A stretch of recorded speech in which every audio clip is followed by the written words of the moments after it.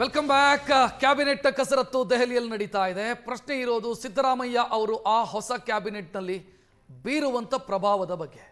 ನಾನು ಬ್ರೇಕಿಗೆ ಹೋಗೋದಕ್ಕಿಂತ ಮೊದಲು ಅದನ್ನೇ ಪ್ರಸ್ತಾಪ ಮಾಡ್ತಾ ಇದ್ದೆ. ಪ್ರಶಾಂತ್, ಬಹುಶಃ ಒಂದು ಅವರು ಬೀರುವಂಥ ಪ್ರಭಾವ ಹೊಸ ಕ್ಯಾಬಿನೆಟ್ಟಲ್ಲಿ. ಎರಡನೇ ಪ್ರಶ್ನೆ ಇರೋದು ನನಗೆ, ಇರೋರನ್ನು ಉಳಿಸ್ಕೊಳ್ಬೇಕು, ತಮ್ಮ ಕ್ಯಾಬಿನೆಟ್ಟಲ್ಲಿ ಇದ್ದವರನ್ನು ಉಳಿಸ್ಕೊಳ್ಬೇಕು ಅಂತ ಪ್ರಯತ್ನ ಮಾಡ್ತಾರೋ ಅಥವಾ ತಾನು ಯಾರಿಗೆ ಅಸ್ಯೂರೆನ್ಸ್ ಕೊಟ್ಟಿದ್ನೋ ಮುಖ್ಯಮಂತ್ರಿ ಆಗಿದ್ದ ಸಂದರ್ಭದಲ್ಲಿ ಅವರನ್ನು ತೆಗೆದುಕೊಳ್ಬೇಕು ಅನ್ನುವಂಥ ಪ್ರಯತ್ನ, ಯಾವುದಕ್ಕೆ ಹೆಚ್ಚಿನ ಆದ್ಯತೆ ಕೊಡ್ತಾರೆ ಅಂತ? ರಕ್ಷತ್, ಫಸ್ಟ್ ಲೀಸ್ಟ್ನಲ್ಲಿ ಇದೇನೋ ಭಾಳ ದೊಡ್ಡ ಸಮಸ್ಯೆ ಆಗುತ್ತೆ ಅಂತಿಲ್ಲ. ಈಗ ಫಸ್ಟ್ ಲೀಸ್ಟಲ್ಲಿ KJ ಜಾರ್ಜ್ ಬರ್ಬೋದು. ಅದ್ರ ಬಗ್ಗೆ ಹೈಕಮಾಂಡ್ಗೂ ಒಲವಿದೆ. DK ಶಿವಕುಮಾರ್ ಕೂಡ ಏನು ವಿರೋಧ ಮಾಡೋದಿಲ್ಲ. ಸಿದ್ದರಾಮಯ್ಯನವರ ಆತ್ಮೀಯರು ಇದ್ದಾರೆ. MB ಪಾಟೀಲ್ ಈ ಹೆಸರಿಗೂ ಯಾರ್ದೂ ವಿರೋಧ ಇರತಕ್ಕಂಥ ಕಾರಣ ಇಲ್ಲ. KH ಮುನಿಯಪ್ಪನವರು ಈಗ ದಲಿತ್ ರೈಟ್ ಪ್ರಿಯಾಂಕ್ ಖರ್ಗೆ ಮತ್ತು ಪರಮೇಶ್ವರ್ ಒಳಗಡೆ ಬಂದರೆ ಆಟೋಮೆಟಿಕಲಿ ನಿಮಗೆ KH ಮುನಿಯಪ್ಪನವರು ಒಳಗಡೆ ಬರಬೇಕಾಗತ್ತೆ. ಇಲ್ಲಾಂದರೆ ಅವ್ರ ಮಗಳಿಗೆ ಕೊಡ್ತೀವಿ ಅಂತ ಸೆಕೆಂಡ್ ಲೀಸ್ಟ್ಗೆ ಹಾಕಬೇಕು. ಯಾಕೆಂದರೆ ಲೆಫ್ಟ್ ತೆಗೆದುಕೊಳ್ಳೇಬೇಕು. ಪ್ರಶ್ನೆ ಬರೋದು ನನಗನ್ಸುತ್ತೆ ಫಸ್ಟ್ ಲೀಸ್ಟಲ್ಲಿ ಜಮೀರ್ ಅಹ್ಮದ್ ಖಾನ್. ಯಾಕಂದರೆ ಅವ್ರದ್ದು ಈಗ ಆಡಿಯೋ ಬಿಡುಗಡೆ ಆಗಿದೆ. ಆಡಿಯೋ ಬಿಡುಗಡೆ ಆದ ತಕ್ಷಣ ಅವ್ರ ವಿರುದ್ಧ ದೂರನ್ನು ಕೊಡಲಾಗಿದೆ. ಈಗ ಅವರನ್ನು ಸಂಪುಟಕ್ಕೆ ಈಗಲೇ ತೆಗೆದುಕೊಳ್ಳಬೇಕು ಬೇಡವೋ ಅಥವಾ ಸೆಕೆಂಡ್ ಹಂತದಲ್ಲಿ ತೆಗೆದುಕೊಳ್ಳಬೇಕು, ಇದು ಒಂದು ಚರ್ಚೆಯ ವಿಷಯ. ಈಗ ಯಾರು ಆಡಿಯೋ ಬಿಡುಗಡೆ ಮಾಡಿದ್ದಾರೆ ಅವರ ಇಂಟೆನ್ಷನ್ ಏನು? ಜಮೀರ್ ಅಹ್ಮದ್ ಖಾನ್ರನ್ನು ಸಂಪುಟ ಸೇರ್ಪಡೆ ಮಾಡದಂತೆ ನೋಡ್ಕೊಂಡು. ಸೊ ನನಗನ್ಸುತ್ತೆ ಜಮೀರ್ ಅಹ್ಮದ್ ಖಾನ್ ಒಂದು ಪಾಯಿಂಟ್ ಆಫ್ ಕಂಟೆನ್ಷನ್ ಇರುತ್ತೆ. ಸಂತೋಷ್ ಲಾಡ್ ಫಸ್ಟ್ ಲೀಸ್ಟಲ್ಲೇ ಒಳಗಡೆ ಬರ್ತಾರ. ಈಸ್ ಅ ಸೀನಿಯರ್ ಪಾಪ್ಯುಲರ್ ಕೆಲಸ ಮಾಡುವ ಮಂತ್ರಿಗಳಲ್ಲೊಬ್ಬರು ಅಂತ ಹೆಸರು ತೊಗೊಂಡಿದ್ದಾರೆ. ಈಗ ಅವರು ಫಸ್ಟ್ ಲೀಸ್ಟಲ್ಲಿ ಬರೋಕ್ಕೆ ಸಿದ್ದರಾಮಯ್ಯನವರು ನಿಶ್ಚಿತವಾಗಿ ಟ್ರೈ ಮಾಡ್ತಾರೆ, ಗಟ್ಟಿ ಹಿಡಿತಾರೆ. ಬಟ್ DK ಶಿವಕುಮಾರ್ ಅವ್ರನ್ನ ಫಸ್ಟ್ ಲೀಸ್ಟಲ್ಲಿ ಬರಲಿಕ್ಕೆ ಬಿಡ್ತಾರಾ ಇಲ್ವಾ? ಒಂದು ಪಾಯಿಂಟ್ ಆಫ್ ಕಂಟೆನ್ಷನ್. ಬೆಂಗಳೂರಲ್ಲಿಗೆ ಯಾರ್ಯಾರು ಬರ್ತಾರೆ ಅದು ಕೂಡ ಒಂದು ಸ್ವಲ್ಪ ಚರ್ಚೆಯ ವಿಷಯವೇ. ಎಲ್ಲರೂ ಸೀನಿಯರ್ಸ್ ಇದ್ದಾರೆ ಬೆಂಗಳೂರಲ್ಲಿ. ಜಮೀರ್ ಸೀನಿಯರು, ರಾಮಲಿಂಗಾರೆಡ್ಡಿ ಅವರು ಸೀನಿಯರು, ಆಮೇಲೆ ನಿಮಗೆ Krishna Byregowda, one of the best performing minister. Definitely ಇದೆ, ಈ ಸಮಸ್ಯೆ ಇದ್ದೇ ಇದೆ.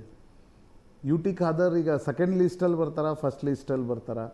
ಇವು ಸ್ವಲ್ಪ ಪಾಯಿಂಟ್ ಆಫ್ ಕಂಟೆನ್ಷನ್ಸ್ ಅಂತ ನನಗನ್ಸುತ್ತೆ. ಮತ್ತು ನೀವು ಫಸ್ಟ್ ಲೀಸ್ಟನ್ನು ಪ್ರಿಪೇರ್ ಮಾಡುವಾಗಲೇ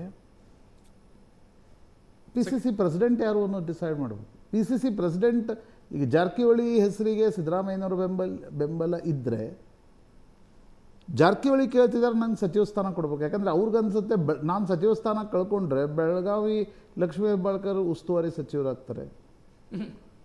ನನಗೆ ದೈನಂದಿನ ರಾಜಕಾರಣಕ್ಕಲ್ಲಿ ನಂದು ಆಕ್ಸಿಜನ್ ಬರೋದೇ ಬೆಳಗಾವಿಯಿಂದ. ಅಲ್ಲಿಂದ ನಾನು ಹೆಂಗೆ ರಾಜಕಾರಣದ ಪ್ರಾಬಲ್ಯವನ್ನು ಕಳ್ಕೋಬೇಕು?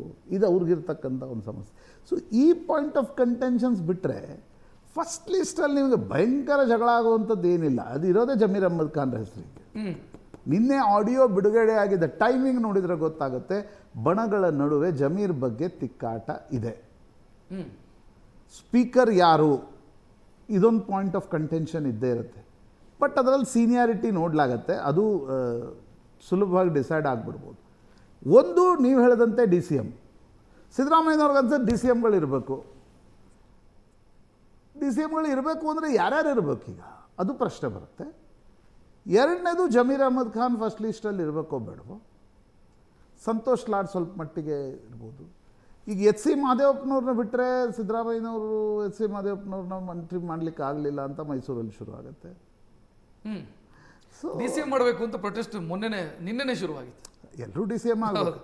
ನಾನು ಅದಕ್ಕೆ ಹೇಳಿದೆ, DCM ಎಲ್ಲರೂ ಆಗಬೇಕು ಅನ್ನುವಾಗ DCM ಮಾಡೋದು ಹೆಂಗೆ? ಈಗ BK ಹರಿಪ್ರಸಾದ್ರನ್ನ ಸಿದ್ದರಾಮಯ್ಯನವ್ರು ಗಟ್ಟಿ ಹಿಡಿದಿದ್ದಾರೆ. ಮಧು ಬಂಗಾರಪ್ಪನವ್ರನ್ನ DK ಶಿವಕುಮಾರ್ ಗಟ್ಟಿ ಹಿಡಿತಾರೆ. ಈಗ BK ಹರಿಪ್ರಸಾದ್ ಆಗಬೇಕಾದ್ರೆ ಫಸ್ಟ್ ಲೀಸ್ಟಲ್ಲಿ ಆಗಬೇಕು, ಸೀನಿಯರ್. ಮಧು ಆದರೆ ಸೆಕೆಂಡ್ ಲೀಸ್ಟಲ್ಲೂ ಆಗ್ಬೋದು. ಭಾಳ ಏನು ಅದು ಸಮಸ್ಯೆ ಆಗಲಿಕ್ಕಿಲ್ಲ. ಹರಿಪ್ರಸಾದ್ ಸೆಕೆಂಡ್ ಲೀಸ್ಟಲ್ಲಿ ಆಗೋದಾದರೆ ಅದು ಹರಿಪ್ರಸಾದ್ಗೇನು?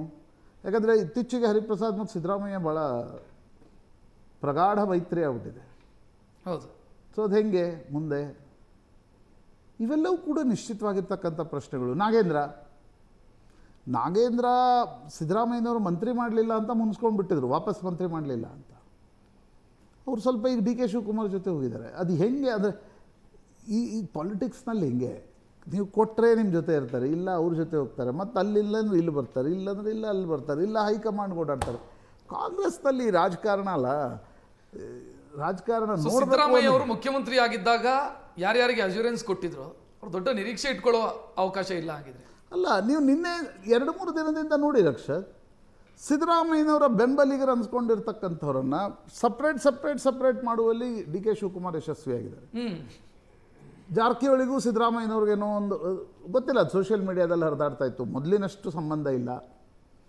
ಈಗ ಭೈರತಿ ಸುರೇಶ್ ಪ್ರಶ್ನೆ ಬರುತ್ತೆ, ಡಾಕ್ಟರ್ ಯತೀಂದ್ರರನ್ನ ಫಸ್ಟ್ ಲೀಸ್ಟಲ್ಲಿ ತೆಗೆದುಕೊಂಡ್ರೆ ಭೈರತಿ ಸುರೇಶ್ರನ್ನ ಸೆಕೆಂಡ್ ಲೀಸ್ಟಲ್ಲಿ ಮಾಡ್ತೀರಿ. ಫಸ್ಟ್ ಲೀಸ್ಟಲ್ಲಿ ಯಾರು ಬರ್ತಾರೆ ಅವರು ಮುಂದಿನ ಕುರುಬ ನಾಯಕ ಅಂತ ನೀವು ಬಿಂಬಿಸೋ ಪ್ರಯತ್ನ ಮಾಡ್ತೀರಿ.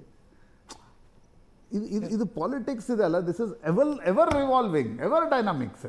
S, thank you. ಬಹುಶಃ ಸ್ವಲ್ಪ ಹೊತ್ತಲ್ಲೇ ಮೀಟಿಂಗ್ ಶುರುವಾಗತ್ತೆ ಅಂತ ಅನ್ಸುತ್ತೆ. ಒಂದು ಕ್ಲಾರಿಟಿ ಆ ನಂತರವೇ ಸಿಗಬಹುದು. ಸಂಜೆ ಹೊತ್ತಿಗೆ ಪಟ್ಟಿ ಏನಾದರೂ ರಿಲೀಸ್ ಆಗುವಂಥ ಸಾಧ್ಯತೆಗಳಿದ್ದಾವೆ. ಇದು ಇವತ್ತಿನ ಟ್ರೆಂಡಿಂಗ್ ಎಟ್ 10. ನೇರ, ದಿಟ್ಟ, ನಿರಂತರ ಸುದ್ದಿಗಾಗಿ ನೋಡ್ತಾ ಇರಿ ಏಷ್ಯಾನೆಟ್ ಸುವರ್ಣ ನ್ಯೂಸ್. ನಮಸ್ಕಾರ.